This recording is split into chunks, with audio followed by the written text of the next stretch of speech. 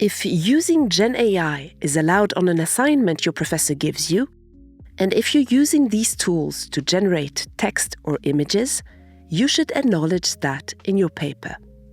Citations and their formatting might seem irritating, but you need to provide your audience with information that is as reliable as possible. Writing gets its credibility from sourcing the claims it makes. Readers need to be able to fact-check a writer's sources and trace where the claims in a piece come from. GenAI can be used at various stages of academic work.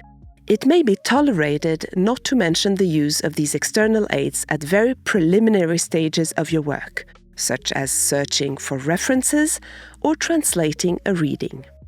On the other hand, the greater the impact of AI assistance on your final work, the greater the need to reference it. But how do we go about it? You will sometimes be asked to cite GenAI outputs as any other source of your work. Depending on the curriculum followed and the requirements of the teaching staff, you may be required to follow a particular bibliographic style like MLA, APA, Chicago, or Vancouver. In fact, it's always advisable to check in advance which style is required for a given job, as each style has its own recommendations for referencing generative AI. Note that in some cases, you will be asked to cite the AI outputs used in your work differently from other academic sources.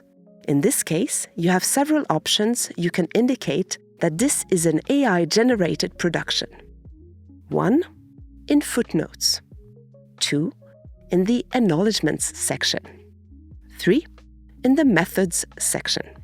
In addition to declaring your sources, if you use several generative AI tools in different parts of your work, we recommend that you include a table summarizing all the tools used in your document or its appendices.